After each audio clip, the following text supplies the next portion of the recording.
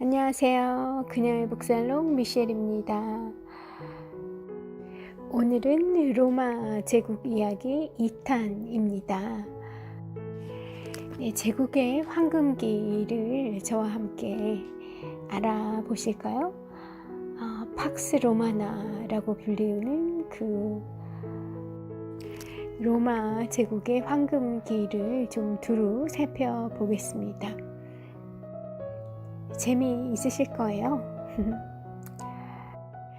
우선은 카이사르의 조카인 아우구스투스가 고안해낸 황제정에 대해서 어떤 과정을 거쳐서 아우구스투스 황제가 스스로 황제 자리에 오르고 오랜 그 로마의 공화정 대신에 황제정을 도입하게 되는 과정을 좀 따라가 볼게요.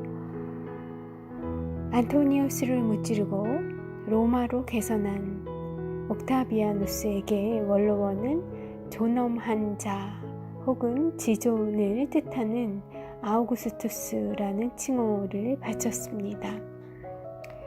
카이사르의 최측근이라고 할지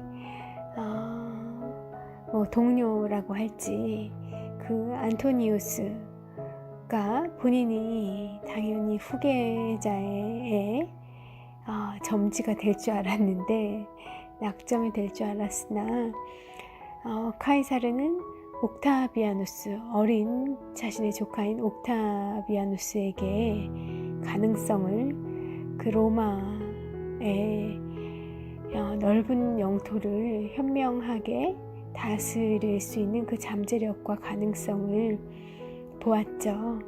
그래서 동료가 아닌 최측근이 아닌 어리디 어린 옥타비아누스에게 후계자의 위치를 넘겼고요.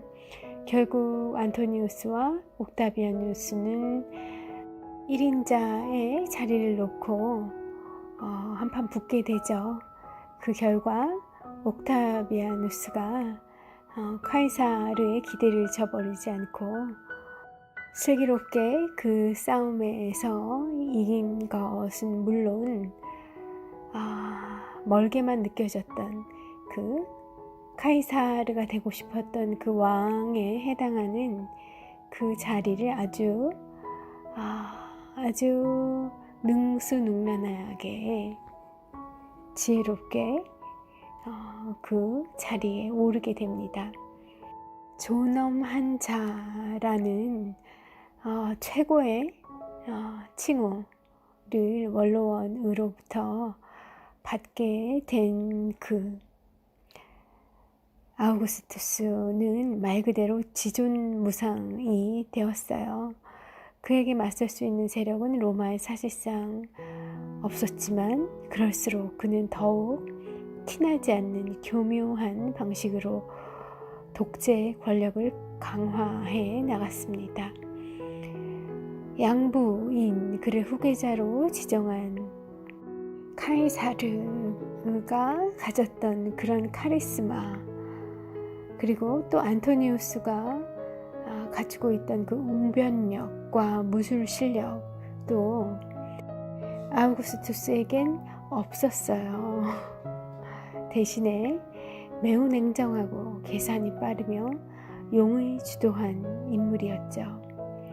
로마의 황제정은 사실상 옥타비아누스가 구사한 고도의 공작 정치에서 비롯된 산물이었다고 합니다. 그가 어떻게 황제정을 발명했는지 에드워드 기번의 문장 로마 제국 쇠망사에 수록된 그 부분을 좀 낭독해 드릴게요. 카이사르의 죽음이 그의 눈앞에서 언제나 아른거렸다. 그는 측근들에게 부와 명예를 아낌없이 내렸다. 하지만 공모자들 속에는 그 숙부가 가장 믿었던 친구들도 있었던 것이다. 충성스러운 군대가 공공연한 반란으로부터 그의 권위를 보호했을지는 모르지만 그들의 경계태세도 결연한 공화주의자의 단검으로부터 그의 카이사르의 몸을 지켜주지는 못했다. 그리고 브루투스를 추모하던 로마인들은 그의 덕목을 따라 하는 행위에 박수를 보내타였다.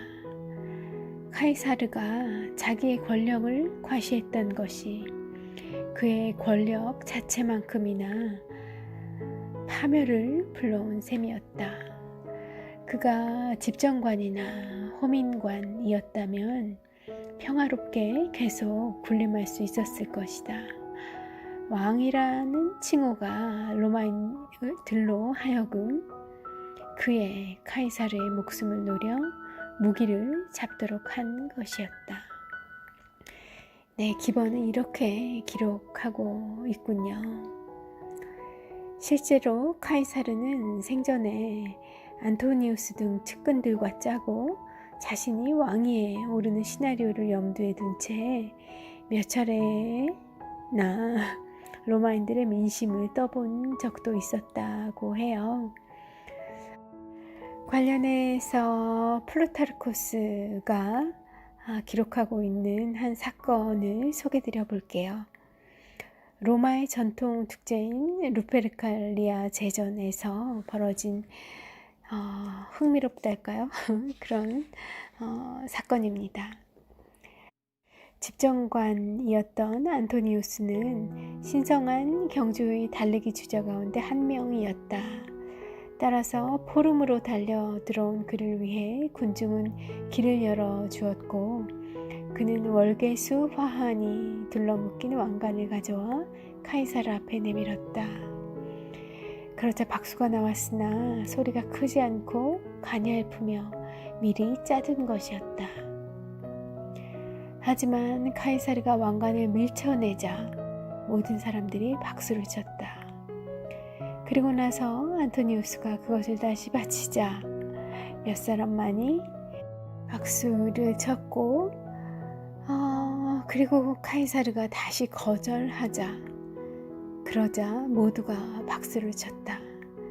따라서 실험은 실패했으며 카이사르는 화관을 카피톨리누스 언덕으로 옮길 것을 명령한 뒤 자리에서 일어났다. 천하의 카이사르도 시민들의 눈치가 보여 차마 왕관까지 쓰고 거들먹거릴 수는 없었다는 거죠. 이 에피소드를 보면 카이사르는 기본적으로 염치를 아는 인간이었던 것 같아요. 하지만 강력한 독재 권력은 시대적 요청이긴 했습니다. 숙적인 카르타고를 멸망시키고 지중해 주도권을 장악한 뒤 브리타니아와 스페인, 북아프리카까지 지배력을 넓히면서 대단히 비대해진 그 로마를 다스리려면 앞으로 다스려 나가려면 원로원의 지지부진한 토론과 결정보다는 보다 강력한 리더십이 필요했죠. 문제는 이렇게 대세로 떠오르는 독재 정치를 어떤 식으로 포장하여 로마 시민들 앞에 내놓는가 하는 것이었고요. 옥타비아누스는 양부 카이사르의 경우를 앞서 소개해드린 그런 경우, 결국은 또 그 죽음을 맞게 된 그 카이사르의 경우를 반면교사로 삼았던 겁니다. 카이사르는 왕이 되려는 야심이 있다고 찍히는 바람에 공아파에게 목숨을 잃었어요. 아무리 강력한 군대가 최고 권력자를 지킨다고 해도 암살의 위험은 언제나 어디에나 있습니다. 대한민국의 박정희 대통령 역시 정규군의 버금가는 경호부대를 거느리고 있었지만 결국엔 경호부대와는 멀리 떨어진 안가의 술자리에서 정보기관의 수장에게 암살당하지 않았던가요? 그쵸? 등잔 밑까지 항상 살펴볼 수는 없는 법입니다. 보이지 않죠? 잘 나갈수록 자만심이 가득할수록 보이지 않습니다. 그뿐만 아니라 카이사르는 자신의 권력에 대한 과시가 대내외로 과시하는 그런 면이 좀 과했죠. 부자가 돈 자랑을 너무 하면 주위에 미움을 사듯이 권력자가 너무 권력을 내보이다가는 사단이 나고 맙니다.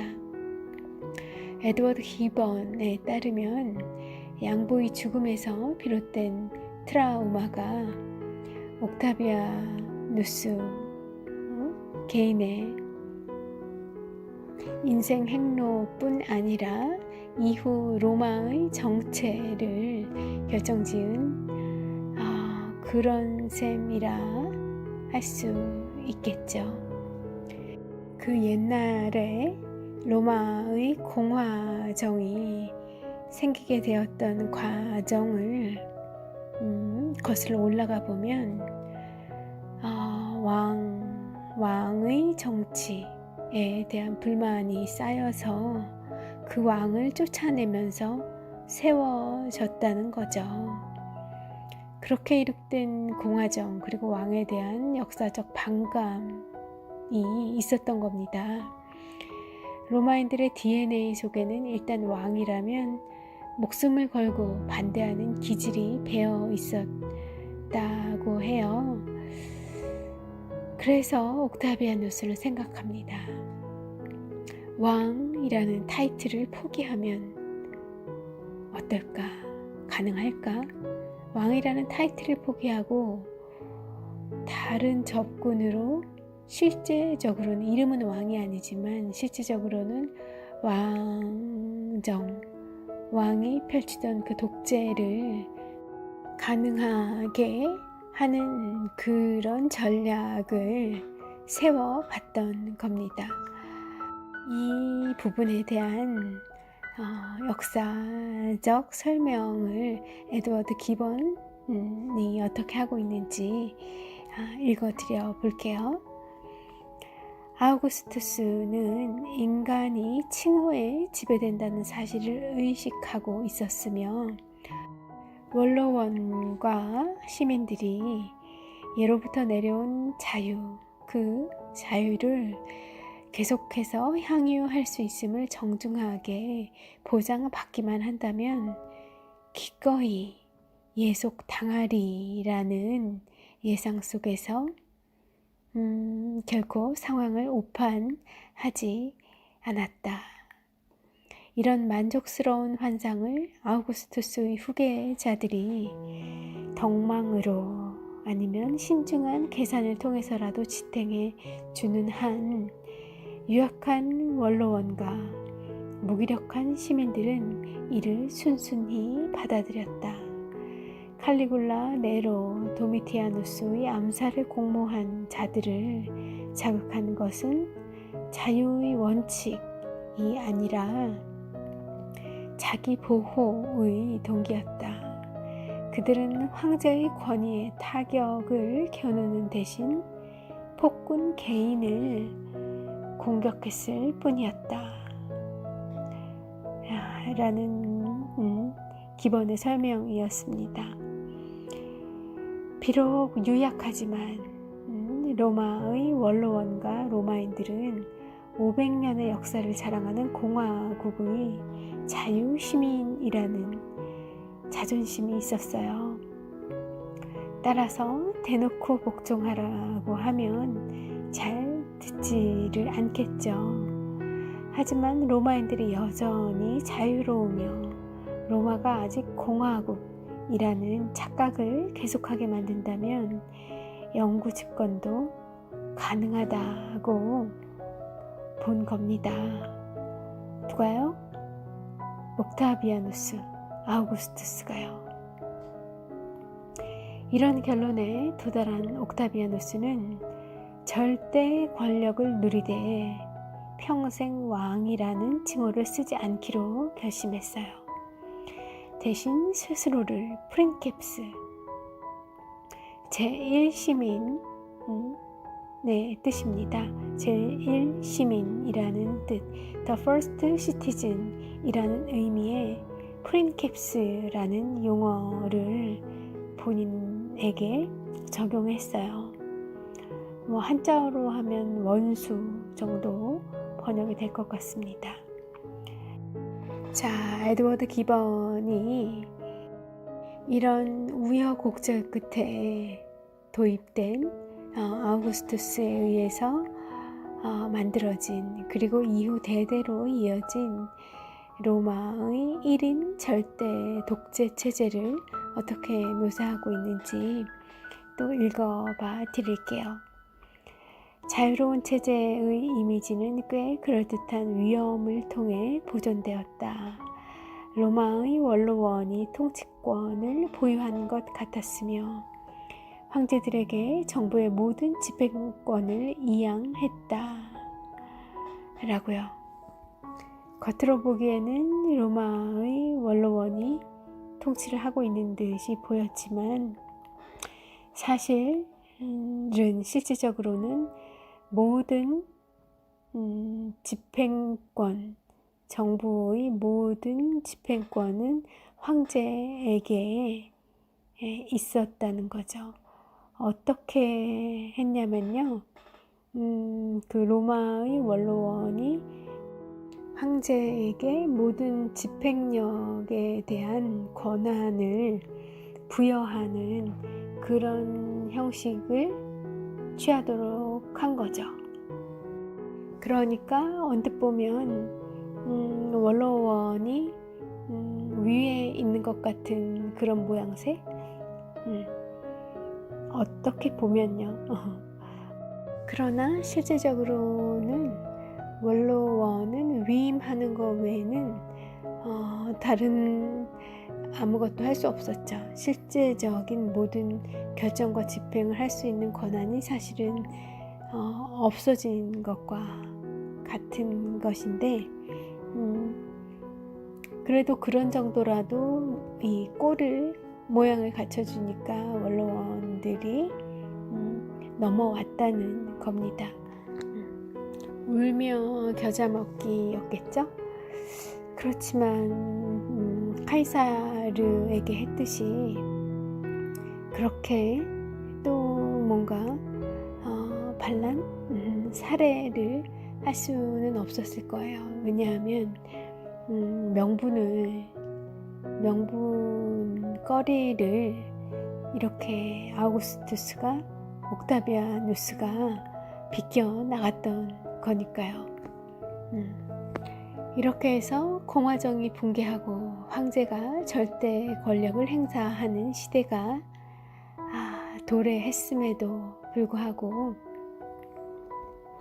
로마는 적어도 서류상으로는 황제가 원로원으로부터 국가의 통치를 위임받아서 수행하는 그런 형식을 유지하게 되었던 겁니다. 교묘한 이런 시스템을 설계한 정치공학의 달인 아우구스투스 황제, 그 정도 돼야 로마의 초대 황제가 될 수 있었겠죠. 그렇게 제1시민이 75세로 영면하면서 아우구스투스가 그 영면하면서 마지막으로 남긴 말이 뭐였을까요? 많이 알려져 있죠. 내가 연극을 잘 꾸민 것 같나? 라는 말을 끝으로 남겼었다고 합니다. 어떠세요? 우린 뭐 어떤 것들을 떠올릴 수 있을까요? 타협? 어떤 절충? 그리고 상대들이 정말 싫은 거, 정말 두려워하는 게 뭔지를 아주 날카롭게 통찰해내는 것, 그런 역량이 되게 중요하겠구나. 크나큰 야심이나 승리, 성공에 대한 목표 지향이 강하다고 하면 판을 읽는 것, 그리고 상대조차 인정하지 않으려 하는, 상대조차 모르는 그 본심, 마음 저 깊은 곳을 읽어내는 것, 그리고 너무 직선적인, 직접적인 정면으로 들이받는 그런 방법보다 우회하는 방법, 또 그리고 겉으로 보이는 것보다 어떤 실리를 더 중요시하는, 실리를 취하고자 하는 그런 것 등등 여러 가지 생각이 들게 하는 그런 에피소드가 아닌가 해요. 과연 황제가 공화정을 무너뜨리고 황제가 될 만하다는 생각이 듭니다. 그렇게 황제가 되었던 아우구스투스 이후 한동안 로마의 황제의 정치는 종종 삐걱거립니다.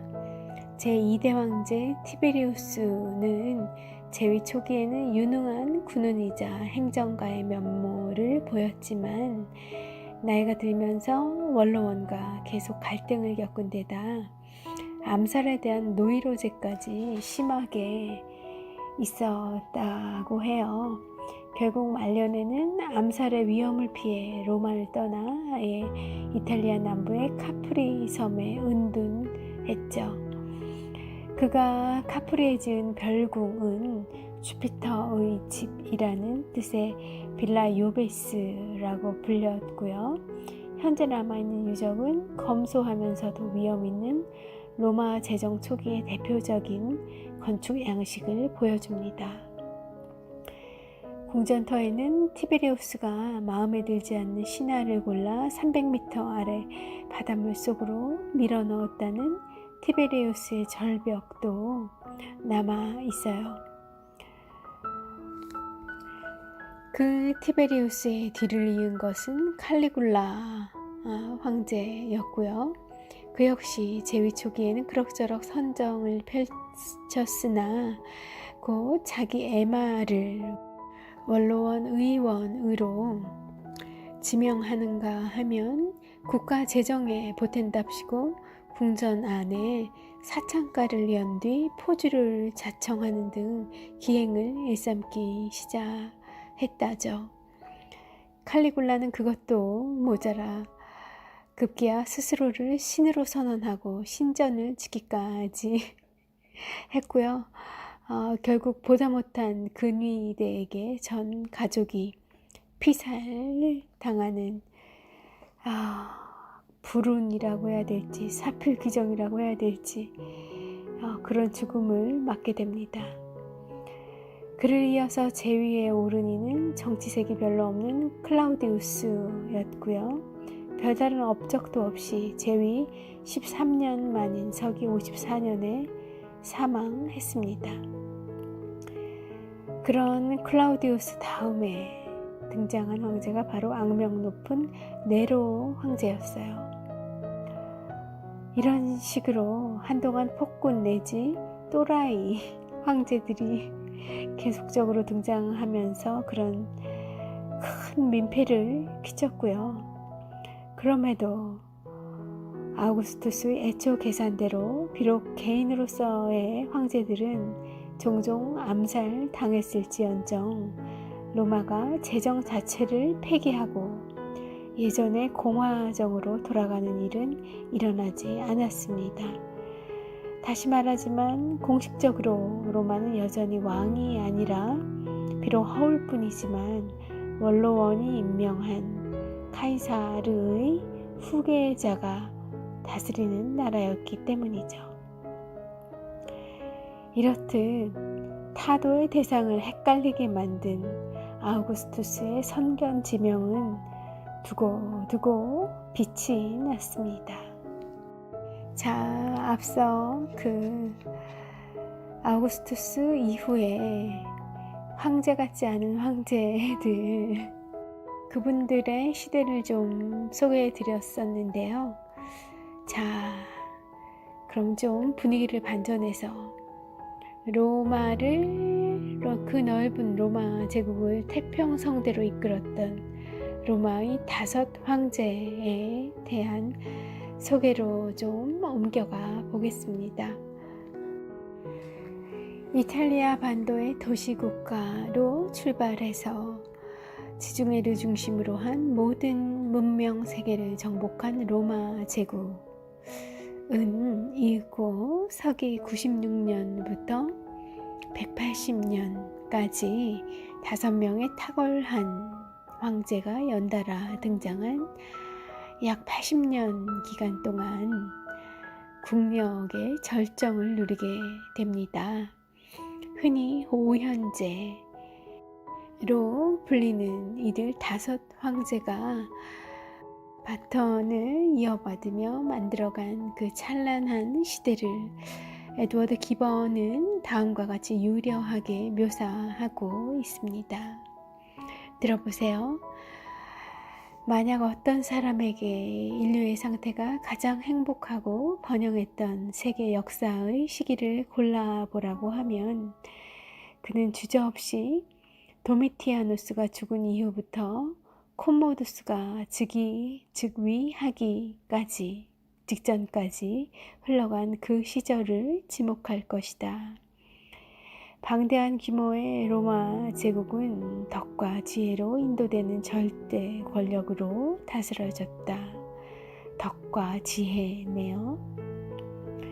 군대는 연이어 등장한 내외 황제들의 단호하면서도 자상한 손길로 통솔되었으며 이들의 인품과 권위는 저절로 존경을 불러일으켰다. 민정의 형식은 네르바, 트라이아누스, 하드리아누스, 그리고 안토니누스 부자에 의해 세심하게 보존되었는데 이들은 자유의 이미지를 즐긴 데다가 자신들이 책임있는 법률의 집행자로 간주되는 것을 기뻐했다. 당대의 로마인들이 이성의 자유를 누릴 수 있었더라면 그런 군주들은 공화정을 복원했다는 칭송을 들었음직하다. 네, 분량은 얼마 되지 않지만 서구의 숱한 역사가 언론인, 작가들이 빈번하게 인용해온 명문이고요. 기본의 취향을 잘 드러내고 있습니다.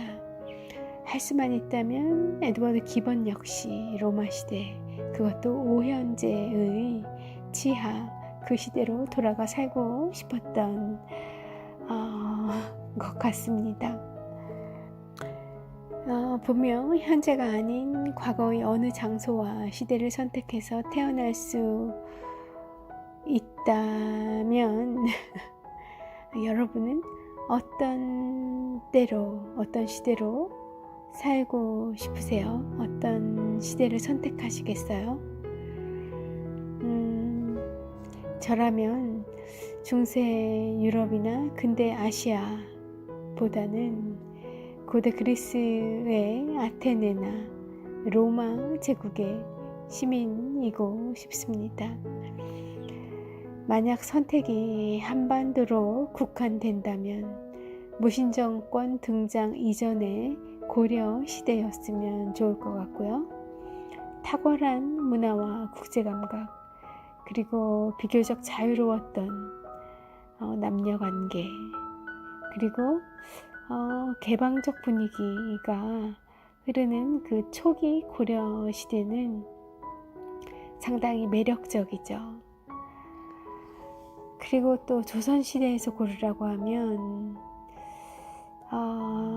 양반 신분을 보장해 준다고 하더라도 그닥 여성인 저로서는 더더군다나 태어나고 싶은 마음이 별로 없습니다.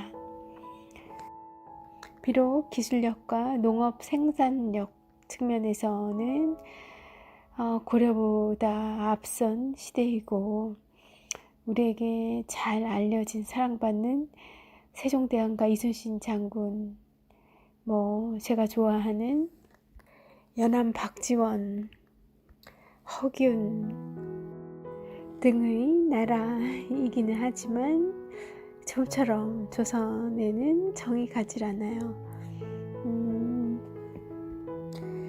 주자하게 목을 맨 이데올로기적 경직성, 엄격한 신분제, 병역과 납세의 의무를 요리조리 빠져나간 양반들의 집단 이기주의와 부패. 이 점은 현재와도 다른 점이 없는 것 같기도 하고, 그리고 언제나 한 치 앞도 내다보지 못한 등신 외교 등을 생각하면 더욱 그러하죠. 조선은 저는 좀 피하고 싶습니다. 여러분은 어떠세요? 어느 시대로 돌아가고 싶으실까요? 듣고 싶네요.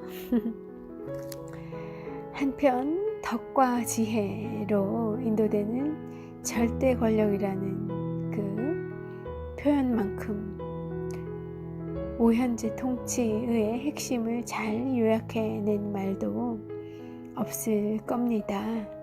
사실 덕과 지혜를 갖춘 인물이 다음 선거를 위해 유권자들이나 특정 지지 세력의 비위나 맞추려고 궁리하는 대신 절대 권력을 가지고 오직 국민들의 행복을 위해 일한다면 그보다 이상적인 정치가 어디 있겠습니까? 아니, 특정 지지 세력의 비위 맞추려고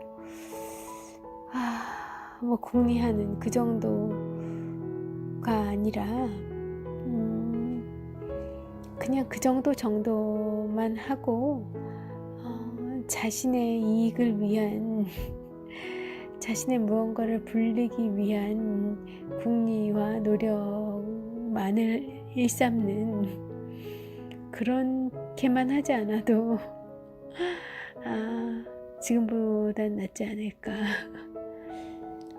씁쓸하네요. 책 속의 문장을 그냥 읽어드린 겁니다. 이렇게 미셸은 또 빠져나갑니다. 기본이 읽어드렸던 그 기본의 문구 중에서 마지막 문장, 이 5 황제들이 사실상 로마 공화정의 이상을 복원했다고 선언한 것 역시 비슷한 맥락일 겁니다. 이제 언급된 그 5현제들의 프로필을 간략하게 소개해 드릴게요. 제 1번 5현제입니다. 네르바고요. 네로부터 도미티아누스까지 모두 6명의 황제를 보좌하며 2인자 자리에 있다가 도미티아누스가 암살당한 뒤 대권을 차지한 매우 특이한 그런 드문 케이스고요. 65세에 황제에 즉위한 지 단 2년 만에 사망했다고 합니다. 후대의 평가가 좋은 것은 전임자였던 도미티아누스에 대한 평이 워낙 나쁜데 따른 반사이익이라고 할 수 있을 것 같습니다. 자, 2번 타자입니다. 트라이아누스고요. 이는 평생 동안 정복사업에 헌신하여서 그의 재위기에 로마 제국은 사상 최대의 판도를 누렸습니다. 그의 업적은 지금도 로마 시내에 서 있는 트라이아누스의 원주라는 거대한 기념비에 상세하게 표현되어 있어요. 자, 3번 타자는 하드리아누스입니다. 전임 트라이아누스가 영토 확대에 몰두했던 반면 하드리아누스는 그간 정복한 지역을 챙기는 그 수성에 집중한 황제고요.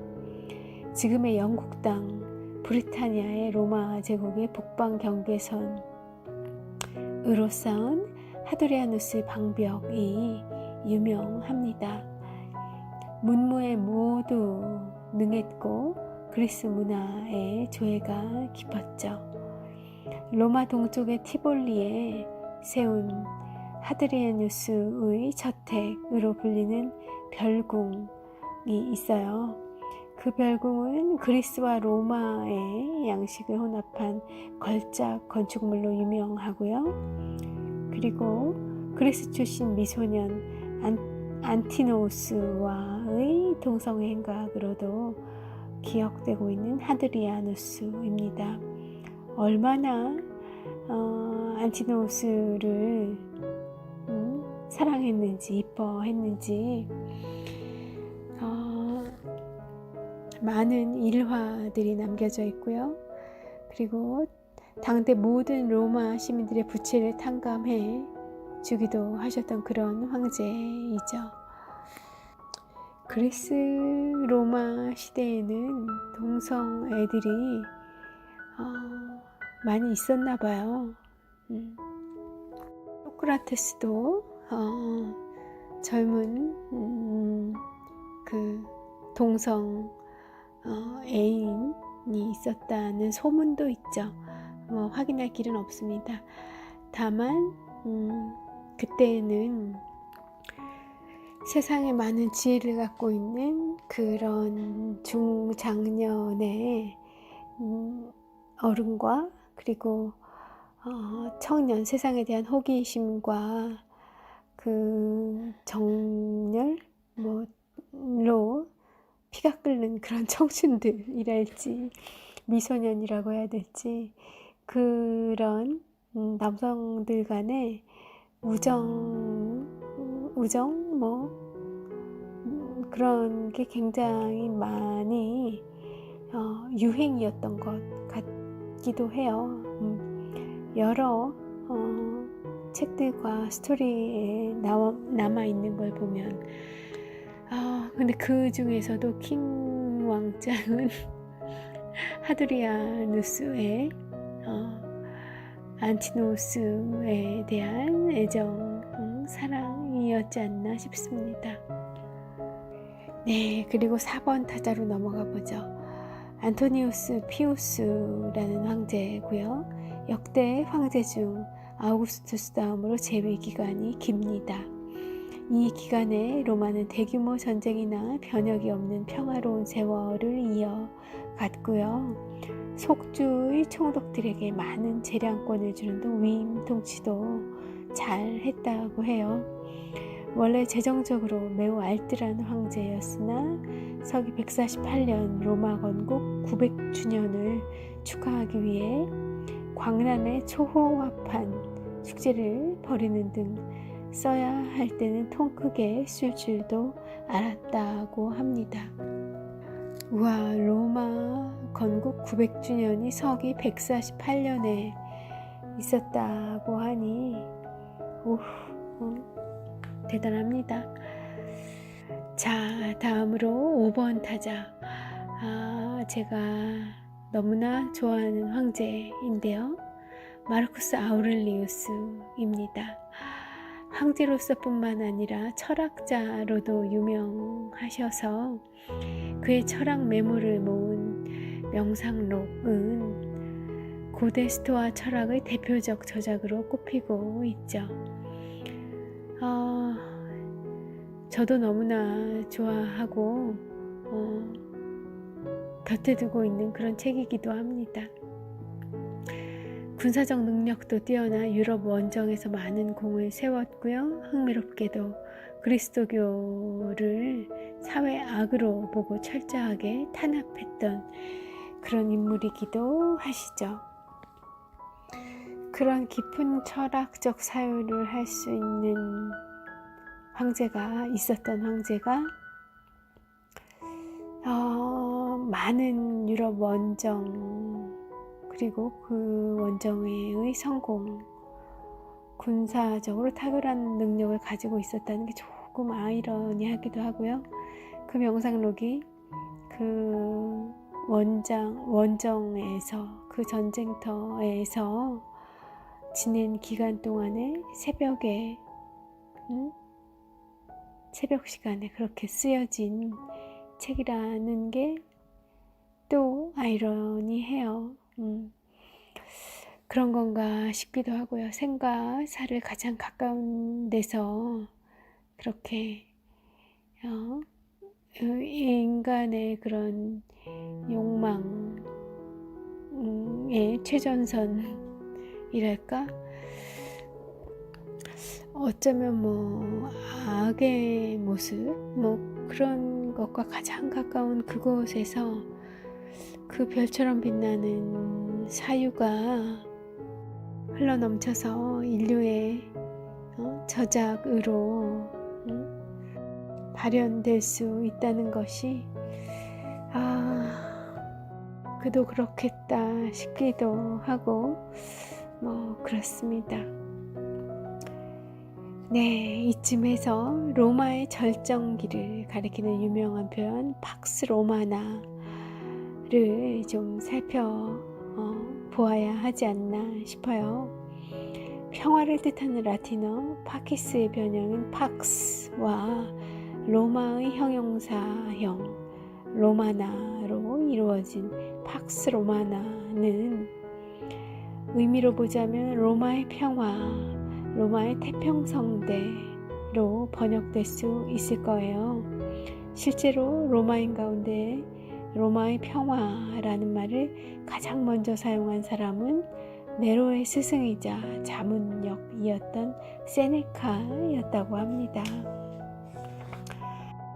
네로에게 보낸 편지들을 모은 자비에 관하여 라는 서간집에서 세네카는 제국의 구심점으로서 황제라는 존재의 중요성을 강조하죠. 황제가 없는 상황을 재앙으로 표현하며 세네카는 이렇게 말합니다. 그러한 재앙은 로마의 평화에 대한 파괴일 것입니다. 그러한 재앙은 강건한 민족의 운명을 쇠락으로 몰고 갈 것입니다. 라고 경고를 한 것 같아요. 여기에서 세네카는 로마의 평화를 황제정의 존속과 연결하고 있는데요. 뭐 다소 아부성 발언이란 혐의에서 자유로울 수는 없을 것 같습니다. 확실히 세네카라는 사람은 스토아 철학자로 알려져 있긴 하지만 상당히 정치적인 인물인 것 같아요. 황제의 스승이자 자문역이라는 후광을 얻고 정치적으로 승승장구하며 막대한 재산을 모으는 등 잘 나갔지만 결국 네로의 눈밖에나 이런저런 일들을 겪다가 결국 자살하고 마는 인물이기도 하죠.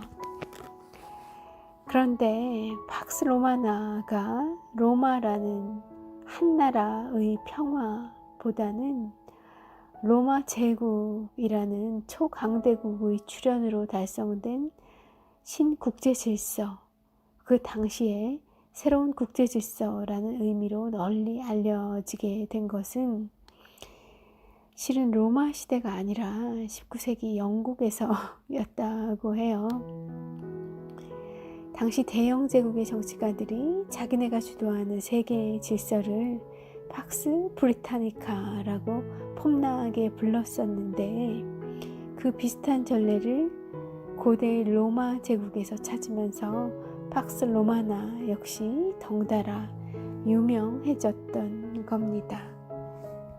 이 팍스 로마나로 불리는 시기는 초대 황제 아우구스투스가 즉위한 기원전 27년부터 마르쿠스 아우렐리우스가 사망한 서기 180년까지의 2세기를 가리키지만 그 중에서도 로마가 명실공히 그 국력과 영토의 크기 면에서 절정을 구가하던 오현제 시대야말로 팍스 로마나의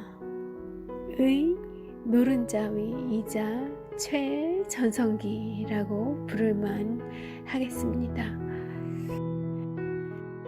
팍슬로마나는 아우렐리우스의 아들 콤모두스가 등극하면서 급작스럽게 끝이 나게 되고요. 사실 명군이 한두 명도 아니고 5명씩이나 연달아 나온다는 것은 기적에 가까운 일이죠. 그런데 이것이 가능했던 것은 오현제들 사이에 독특한 승계 방식 덕분이었다고 해요. 뭘까요? 네르바부터 안토니누스 피우스까지 4명의 황제들은 모두 자신의 친자 대신에 친척이나 측근의 자식 가운데 촉망받는 젊은이를 골라 양자로 삼고 그리고 그 양자를 황제로 만들기 위해 오랫동안 하드 트레이닝을 시켰다고 해요. 어쩌면 카이사르가 옥타비아누스, 조카인 옥타비아누스를 후계자로 지목했던 것, 그러기 위해서 그럴 수 있었던 건 그를 어려서부터 지켜봐왔었던 배경이 있었던 거고요. 그런 것과 조금 일맥상통하는 면이 있는 것 같죠. 그러한 직계에게 물려주는 것이 아니라 후계자가 될 만한 싹을 알아보고 그 싹을 키웠던 것, 그를 황제에게 필요한 훌륭한 황제로 키워내기 위한 교육을 했다는 그런 방식으로 이런 5명이 연달아 어질고 덕망 있는 능력 있는 황제들이 팍스 로마나 시기를 이끌 수 있었던 겁니다. 그런데 또 이해되지 않는 부분이 있어요. 다른 사람도 아니고 오현제 가운데서도 최고의 지성을 자랑하던 철인 황제, 철학가 황제, 그 플라톤이 이상적으로 가장 이상적인 것이다 라고 얘기했던 가장 이상적인 통치가 유형이라고 얘기했던 그 철학자이자 황제였던 또 제가 너무나 애정하는 마르쿠스 아우렐리우스가 그 좋은 전통을 깨게 됩니다. 그 전통을 깨고 친자식이었던 콤모두스에게 재위를 물려주면서 오현제의 시대는 막을 내리게 되고요. 막을 내린 정도가 아니라 이제 말아먹었죠. 이 제국을 말아먹는데 혁혁한 공훈을 세운 콤모두스입니다. 심지어는 칼리굴라나 네로도 다 뛰어넘어요. 악행에 있어서 로마 역사상 최악의 폭군이었죠. 황제에 오른 콤모두스는 국정에는 전혀 관심이 없었고요. 신화 속의 영웅 헤라클레스를 본떠 사자 가지고 뒤집어 쓴 채 검투 경기에 빠져 살았다고 해요. 장장 12년씩이나 집권하며 대규모 토목 사업, 각종 스포츠 이벤트, 해외 원정 등으로 국가 재정을 파탄 직전까지 몰아넣다가 결국엔 암살 당하고 맙니다. 많은 역사학자들은 이 콤모두스의 재위기에 로마 제국 쇠망의 발동이 걸렸다는데 의견이 일치해요. 팍스 로마나의 절정을 일구는 데는 5대가 걸렸지만 말아먹는 것은 1대로 좋겠던 겁니다. 참고로 콤모두스는 아우렐리우스가 낳은 7명의 아들 가운데 성년까지 살아남은 유일한 자식이었다고 하고요. 그래, 아버지의 눈에 얼마나 사랑스러웠겠습니까? 하지만 아무리 그렇다 하더라도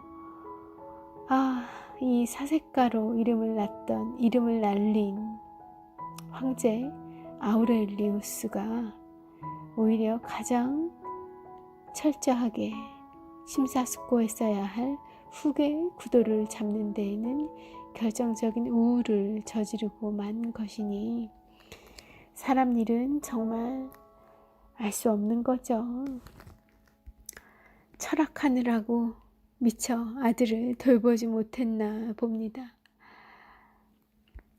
전쟁으로 능력을 떨치느라고 전쟁터를 너무 누비고 살아서 그런 걸까요? 아들을 돌볼 시간이 없었던 걸까요? 콤모두스 이후 로마 황제 승계 시스템에 엄청난 혼란이 일어났다는 건 역시 주목해야 할 겁니다. 심지어 서기 235년부터 268년까지 약 30년간 이어진 이른바 병영 황제 시대에는 자그마치 27명의 황제가 난립했고요. 그러니 제대로 된 통치가 이루어질 수 없었겠죠. 이 시대를 병영 황제 시대라고 부르는 것은 중앙정부의 힘이 약화되면서 수도 로마가 아니라 변경에 주둔하는 군인들 가운데서 황제가 나왔다가 폐위당하기를 반복했기 때문이죠. 우리에게 익숙한 용어로 표현하자면 군사 쿠데타가 없고 또 없고 또 없고 그러기를 약 30년간 반복했다는 겁니다. 그 사이에 27명의 황제 교체가 일어났던 거고요. 참 그 시대에 생애 황금기를 다 보냈던 사람들, 그런 나이 또래의 사람들에게는 참 너무나 불행하네요. 그 시대의 삶이란. 이 혼란기가 정리된 뒤 디오클레티아누스나 콘스탄티누스 등 훌륭한 황제들이 이따금 출연하기도 했지만 역시 제국의 영광을 100% 회복하지는 못하고 로마는 쇠락해 갑니다.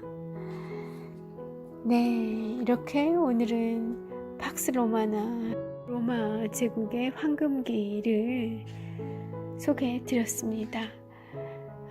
시간이 조금 더 있다면 이 로마의 황금기에 사람들이 어떤 생활들을 했었는지, 그 시대에 번영했던 일반 로마 시민의 삶을 좀 소개드리고 싶은데요. 시간이 넘어갔습니다. 원형 경기장이나 그 로마의 검투 경기, 그리고 로마 하면 떠오르는 목욕 문화, 이런 것들, 또 그리고 로마의 만찬, 그런 것들 소개해 드리고 싶은데 시간이 너무 가서 다른 기회를 봐서 또 소개해 드릴 날이 있겠죠. 그러기로 하고요. 로마에 대한 이야기, 로마인 이야기 2회차 들려드렸습니다. 평소에 잘 하지 않는 건데 남은 부분에 대한 예고도 좀 드릴까요?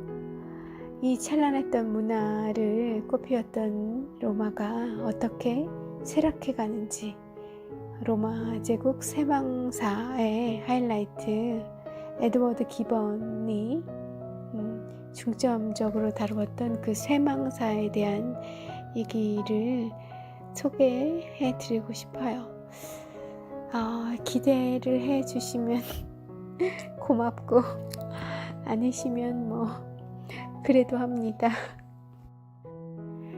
네, 저와 함께, 미셸과 함께 1500년, 2000년 거슬러 올라가서 로마 시대 황제 이야기 천하태평의 시대를 일구었던 그 시대를 좀 살짝 탐해봤어요. 어떤 생각들이 드실까 궁금합니다. 굉장히 오래전 이야기인데 뭐 낯설지가 않아요. 현대에 우리 주변에 지금 이 땅에 일어나고 있는 뭐 그런 일도 다르지 않구나, 그런 생각도 하고요. 그리고 옥타비아누스 아우구스투스에게서 또 배울 수 있는 그런 지혜들이 많이 있구나, 그런 생각도 하게 되고, 또 시간적으로 거슬러 올라간 먼 시대의 이야기임에도 지금의 이야기인 것처럼 또 동시에 먼 나라 이탈리아 로마라는 그 지역의 이야기, 옛 이야기가 멀리 떨어진 이역 멀리 떨어진 이 동양의 이 대륙의 끝에 붙어있는 한 반도에서 들어도 전혀 낯설지가 않고, 권력과 그리고 우리 보통 인간들이 빚어내는 삶의 실수들, 그리고 어려움을 이겨가는 방법들도 다 똑같구나. 그래요. 황제였던 사람이나 내 가족 뭐 혹은 나 하나 잘 수성하고 건사해 나가기도 버거버거워하는 그런 우리들의 모습도 읽혀지는 것 같고 그렇습니다. 그 속에서 제 모습도 보이고, 그리고 어떻게 살다 갈 것인가, 나는 어떤 선택을 할 것인가, 나는 어떤 모습으로 살아가고 있나, 반추해 보게 되는 것 같기도 하고요. 연휴에 이렇게 로마인들의 이야기와 함께 가을이 부쩍 깊어졌습니다. 너무 추웠어요, 오늘. 내일도 비슷하지 싶은데요. 모쪼록 감기 조심하시고 연휴 후유증 잘 극복해 가고 계시길 바라겠습니다. 편한 밤 되시길 바라고요. 저는 또 좋은 글로 찾아오겠습니다. 함께 해주셔서 감사드릴게요. 미셸이었습니다.